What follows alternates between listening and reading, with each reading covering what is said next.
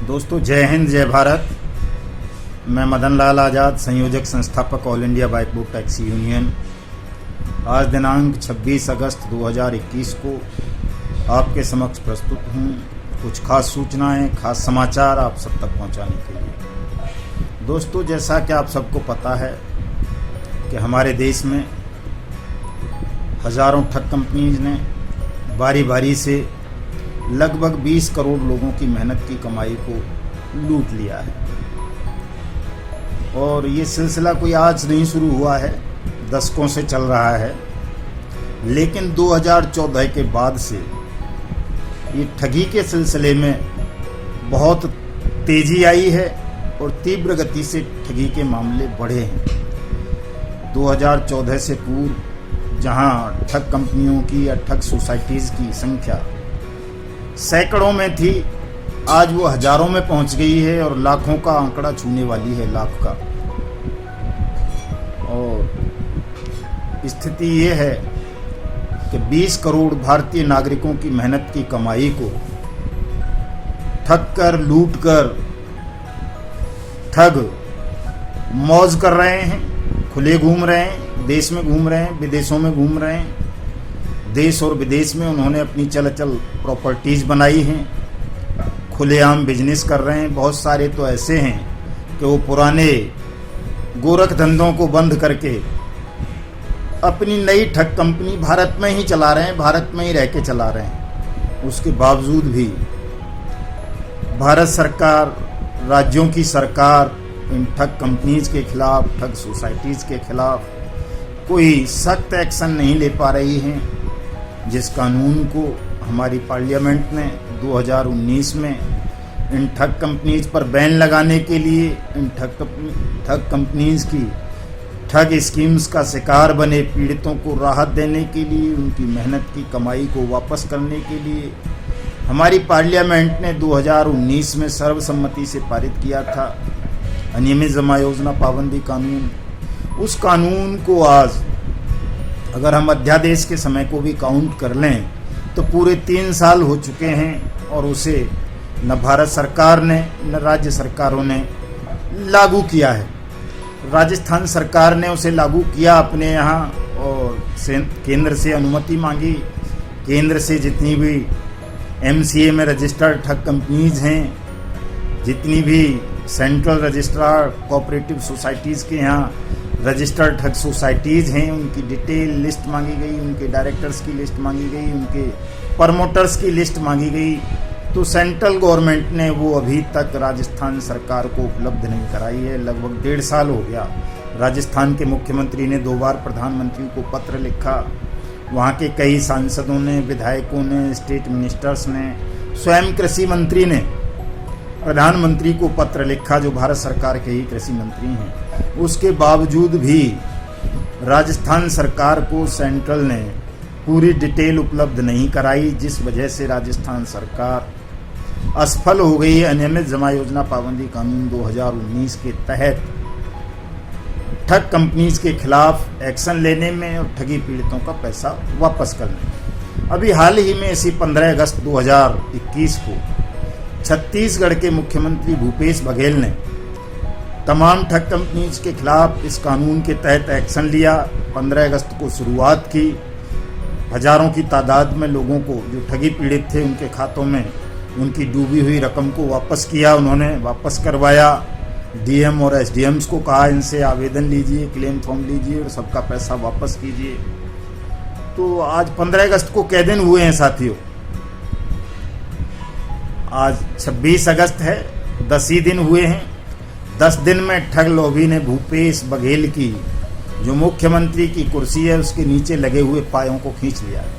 आज राहुल गांधी, सोनिया गांधी, PL पूनिया, वेणुगोपाल, जो Congress high command है, वो भूपेश बघेल की कुर्सी छीन लेना चाहता है, उन्हें मुख्यमंत्री पद से हटा देना चाहता है। तो आप समझ सकते हैं कि ये ठग लॉबी कितनी ताकतवर है।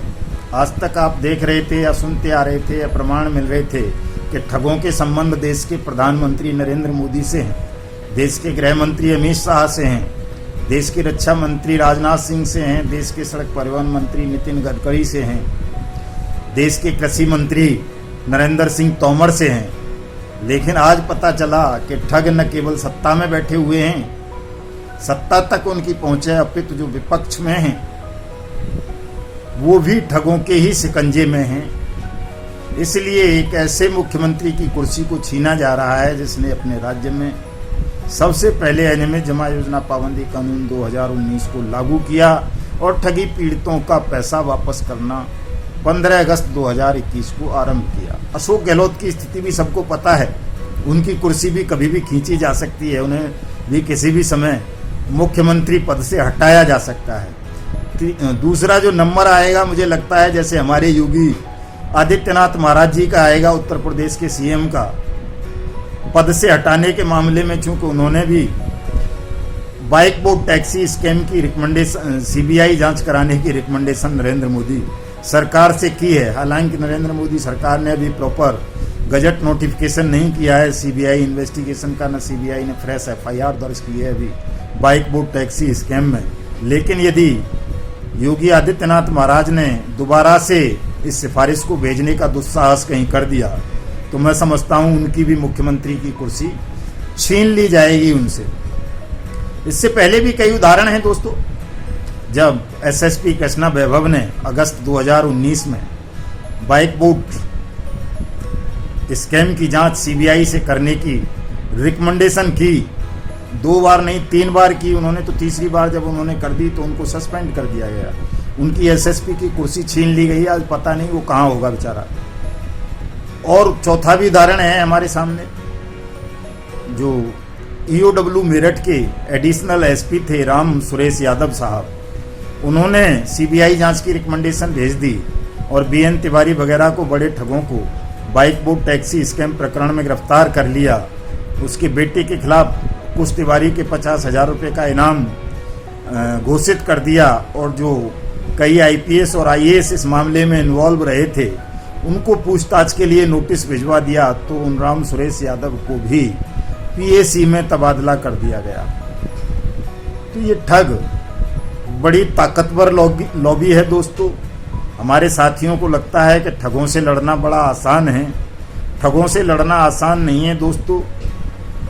ये सत्य का बोझा है और इसे कोई भी ऐसा आदमी नहीं उठा सकता। सत्य के वजन को, चूंकि दुनिया का सबका, संसार का सबसे जो भारी वजन है वो सत्य का ही होता है और सत्य के बोझ को उठाने की क्षमता हर किसी में नहीं होती है। इसे तो कोई विरले ही उठा पाते हैं। खास तौर से जो लोग राजनीति में हैं, राजकीय पदों पर बैठे हुए हैं, वो सत्य के बोझ को नहीं उठा सकते। वो सत्य का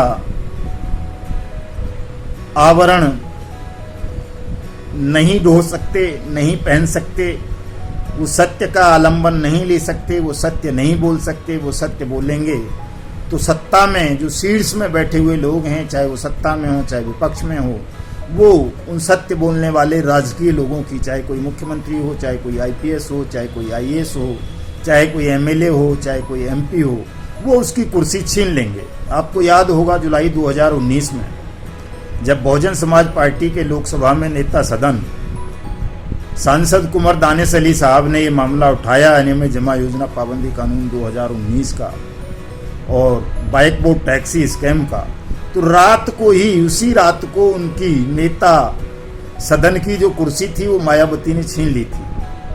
क्योंकि बाइक बोर्ड टैक्सी स्कैम में मायावती के भाई के खातों में भी 400 करोड़ रुपए का ट्रांजैक्शन हुआ है। हमारे रक्षा मंत्री राजनाथ सिंह के बेटे के खातों में हुआ है, नितिन गडकरी के में तो हुआ ही है, पीएमओ में बैठे हुए हैं बहुत सारे लोग, उनके खातों में हुआ है, मिनिस्ट्री ऑफ फाइनेंस में बैठे हुए हैं बहुत सारे ऑफिसर, उनके खातों में हुआ है। और एक और वो जो हमारा जो ये ईडी का एक डायरेक्टर था, उसको भी इस्तीफा देने के लिए विवश होना पड़ा है। उसे भारतीय जनता पार्टी राजनीति में ला रही है, एमएलए का चुनाव लड़ाएगी, जो बाइक बोर्ड टैक्सी स्कैम की जांच कर रहा था, लखनऊ में तैनात था, नाम मेरे दिमाग से निकल रहा है उसका। तो कुल मिला के दोस्तों मैं आपको ये बताना चाहता हूँ आज के इस वीडियो संदेश के माध्यम से कि ये जो नूरा पहलवान हैं, जो राजनीति में हों, चाहे मीडिया में हों, चाहे प्रशासन में हों, ये इस लड़ाई को नहीं लड़ सकते ठगों वाली को, क्योंकि आपको सबको पता है आदर्श क्रेडिट कोऑपरेटिव सोसाइटी की लॉन्चिंग स्वयं प्रधानमंत्री ने की।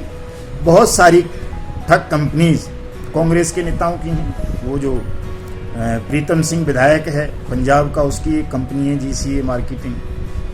बाइक बोट टैक्सी स्कैम में कांग्रेस के विधायक जोगिंदर अवाना का शेयर रहा है, उसके खिलाफ FIR है।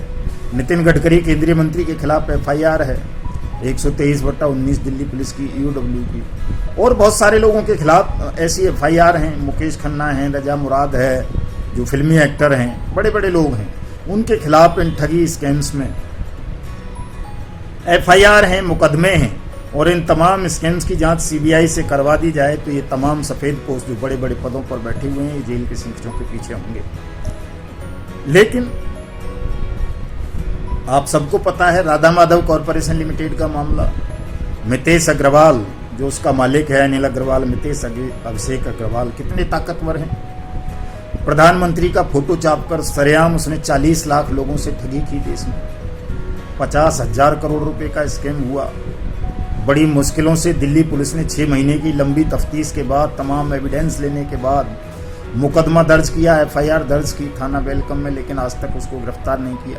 वो खुलेआम फाइटोटोमी के नाम से दूसरी ठग कंपनी चला रहा है, दिल्ली में लॉन्च करके गया है अभी। इतनी ताकत है ठगों की हमारे देश में, उनकी पहुंच सीधे प्रधानमंत्री तक है। तो भला उनको कौन गिरफ्तार करेगा। जो ये मनसुख हीरेन हत्याकांड था अंबानी वाले, एंटालिया पेंटालिया क्या बोलते हैं उस वाला, जिसमें सचिन वाजे जेल में है, उस सचिन वाजे ने उस मितेश अग्रवाल की कार का इस्तेमाल किया था। वो कार बरामद हुई है NIA को, खून लगा हुआ उसमें, तमाम एविडेंस सबूत मिटाने का मामला बनता है।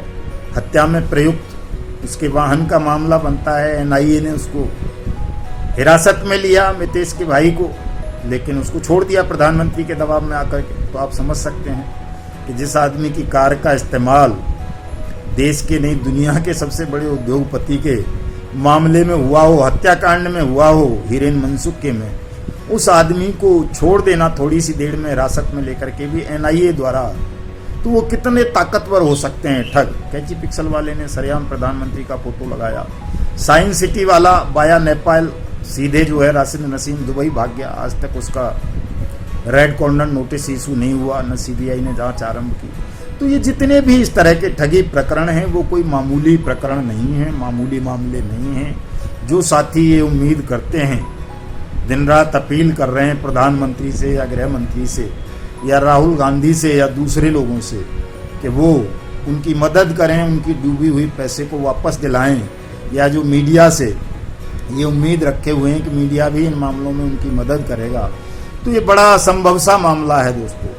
हाँ, ये तब हो सकता है जब आप 20 करोड़ लोग एकजुट हो जाएं और एकजुट होकर इस सरकार के खिलाफ हल्ला बोल दें। चूंकि चाहे PACL का मामला हो, चाहे सहारा का मामला हो, चाहे आदर्श का मामला हो, चाहे बाइक बोट का मामला हो, चाहे हेलो टैक्सी का, चाहे RMCL का, चाहे ब्लू फॉक्स मोशन का, चाहे स्ट्रीट हॉक्स का, चाहे गोवे का, चाहे गो बाइक का, चाहे हेलो राइड का, चाहे JCB का, चाहे हीरा गोल्ड का, चाहे NMM का, चाहे वाया इंडिया, चाहे मशरूम इंडिया, चाहे वो श्योर गेन, चाहे प्रिया परिवार, चाहे रामेल, चाहे शारदा, ये जितने भी स्कैम्स हैं, इन सबके पीड़ित अगर इकट्ठे हो जाते हैं और अपने उस पैसे को मांगने लगते हैं जो पैसा सरकार के कब्जे में है, चूंकि PACL हो, सहारा हो या कोई भी ठग कंपनी हो, उन सबका पैसा इस वक्त सरकार के कब्जे में है।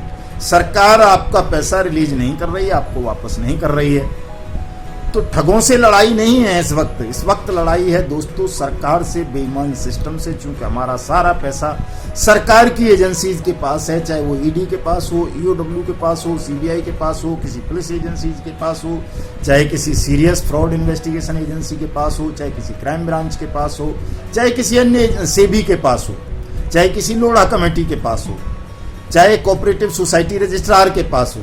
ये हमारा पैसा सरकारी एजेंसी के पास, सरकार के खातों में है और ये पैसा हमें अब सरकार से वापस मिलना है। लेकिन ये मिलेगा तब जब हम इस सरकार के खिलाफ हल्ला बोल अभियान शुरू करेंगे। पहले भुगतान फिर मतदान का नारा बुलंद करेंगे तमाम लोग मिलकर के, और इस अनियमित जमा योजना पाबंदी कानून 2019 को लागू करवाने के लिए दिन और रात एकजुट होकर समन्वित प्रयास करेंगे, आवाज उठाएंगे। लाखों की तादाद में दोस्तों, चूंकि 20 करोड़ साथी हैं हमारे ठगी पीड़ित जिनकी जिंदगी तबाह हो चुकी है। आप तमाम साथियों को एकजुट होना पड़ेगा, समन्वित प्रयास करना पड़ेगा।